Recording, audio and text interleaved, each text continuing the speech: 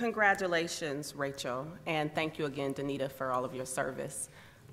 I'm not sure if I see, I'd like to invite Aria Rosvar up from University of Illinois, Chicago. Has anyone seen Aria? I just saw him. I just saw him. Yes, okay. Well, the main event, right? He was just outside. So the Oscar Causey, which you all are here for, are any of the committee members in the audience that could stand up so we could at least recognize you for your service? There we go. Congratulations. Thank you.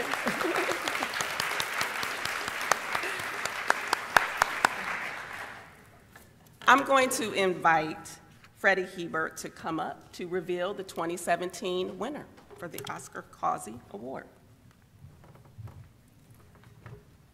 So I've been watching our winner, and our winner has been a little gray in the face, but I'm so excited to be able to do this. I think this is my finest hour. So,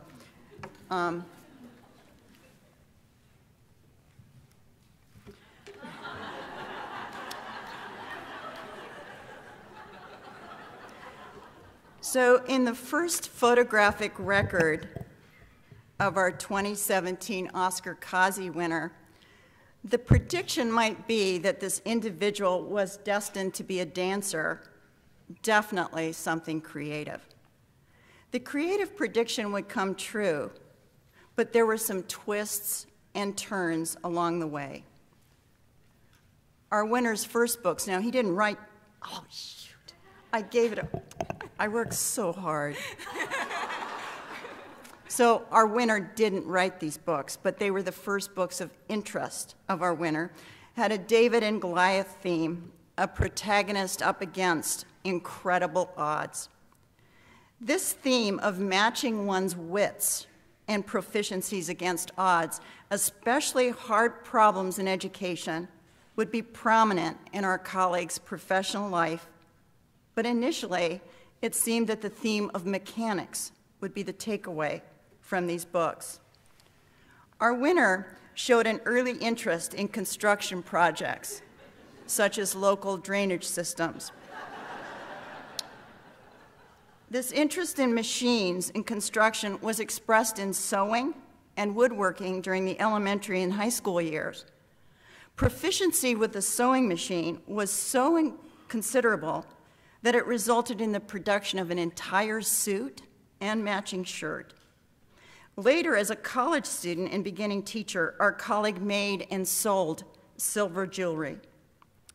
Our colleagues' elementary and middle school years appear to be a mystery. But when we get to the high school period, we begin to get a clue as to why records and personal memories may have been obliterated. At the end of the first semester of the senior year of high school, the English teacher writes, has difficulty getting ideas down on paper.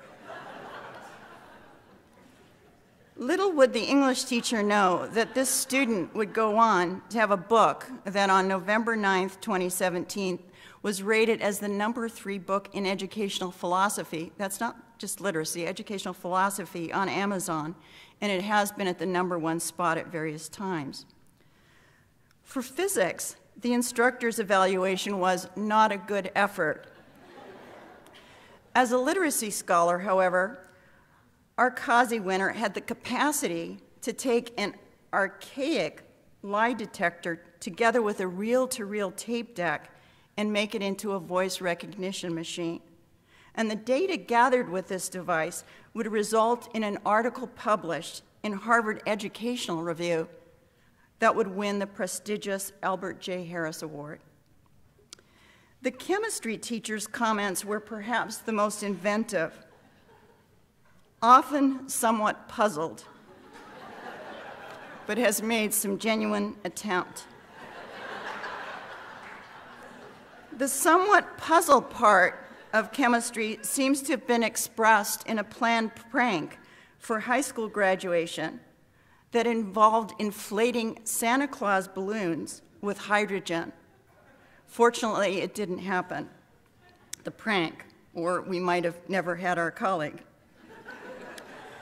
We don't have much of a record of our colleague's college years, although we do know that our colleague's acceptance letter for graduate school included the sentence, "We have chosen to accept you for graduate school based on your test scores and advisors' recommendations, in spite of your undergraduate record."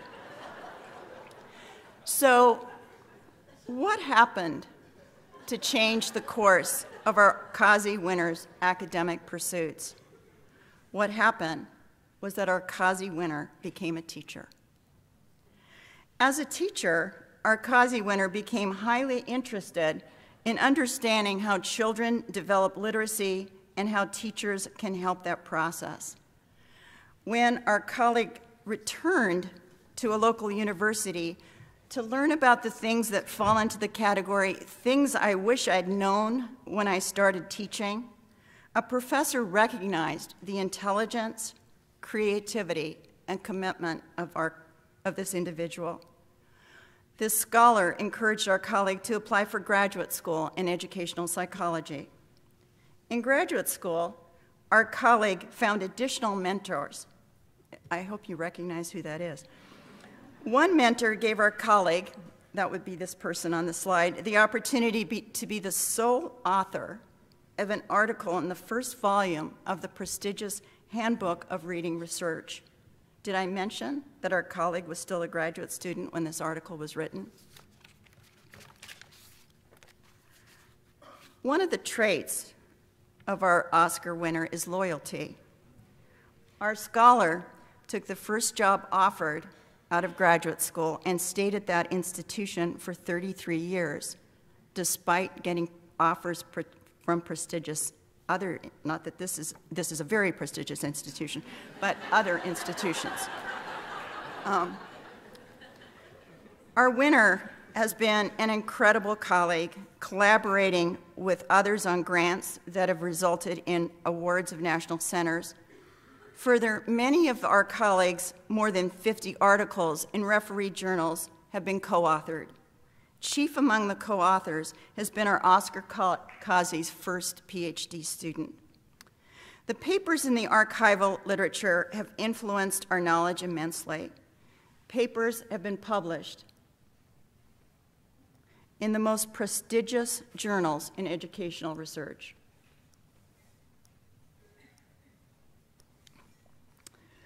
And numerous papers have been published in our premier literacy journals. And what I find remarkable and important is that our colleague has continually been a strong proponent of making research accessible and palatable to practitioners. The number of reading teacher articles has been remarkable, no small feat.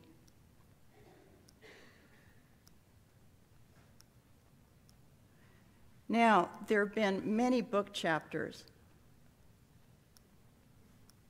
Now, I don't want you to think they were all the same chapter, republished numerous times. Although I have to say the number of our colleagues' articles and chapters that have been reprinted in different sources is exceptional. Did I get all? No? The chapters just keep on going. Yeah. It's a lot of chapters. Finally, there are the books. There have been 2 edited volumes and 9 volumes authored individually or with colleagues, including the 2 remarkable books that have attained status among teachers around the world and have been recognized with awards such as the inaugural P. David Pearson Award for Scholarly Influence.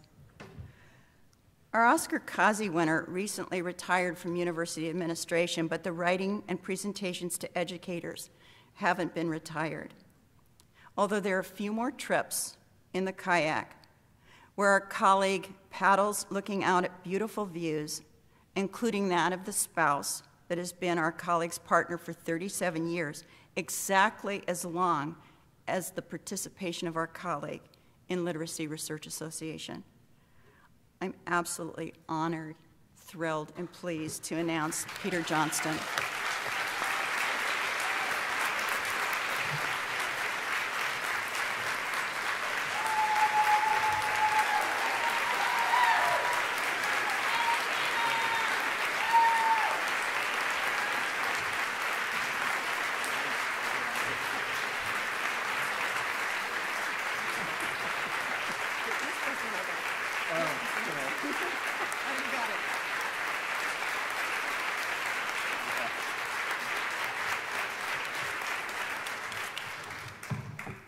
Thanks so much, Freddie, for taking the time to make that gracious presentation. Thanks to the committee for this honor, and thanks to whoever took the time and, let's be honest, the imagination to put forward a nomination in the first place. I don't know who that was, but good for them. I still suspect there's been a clerical error here. This award will stand as a testament to the, well, it means a lot from this organisation, which, as Freddie said, it's been my intellectual home for 38 years. And it stands as a testament to the wonderful mentors, colleagues, students, and teachers that I've had the privilege of working with over the years. Particularly the teachers, I would have to say, I hope that in some small way my work repays the enormous generosity of so many teachers who have invited me into their classrooms over the years with the hope and trust that I might improve their understanding of the subtleties of their work. Oh, and thanks also to my wife, Tina, of 38 years actually, who has supported me in my work when she would much rather have supported me in play. I'll, the check for this I'll turn over to the STAR program to improve the representation in our group. Thanks so much.